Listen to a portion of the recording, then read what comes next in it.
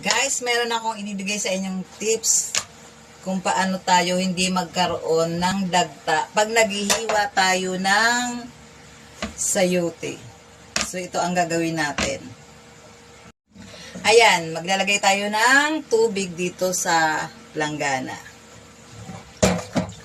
So, ngayon ang gagawin natin, puputulin natin ang magkabila ang dulo ng sayote. And then, uugasan natin dito sa tubig para hindi tayo magkaroon ng dagta sa kamay. Try natin. So, ngayon ang gagawin natin, hiwain natin yung sayote.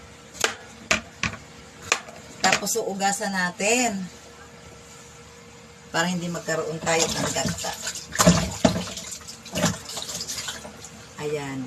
O, hindi ako nagkakaroon ng dagta. Ganun daw yan ang pag-ihiwa ng pag nagaya tayo ng sayote. Kaya, ayan, may nagturo sa akin. Ganun nga daw ang gagawin ko. So, ngayon, sinubukan ko nga. Totoo naman pala. So, ito na nga.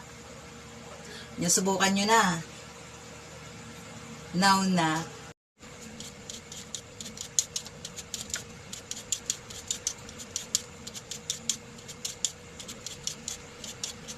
Ayun, wala nga talaga, oh.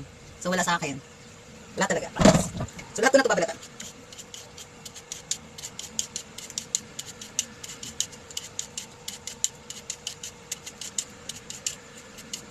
Ayan. So, yun lang ang ibibigay ko sa inyong tips.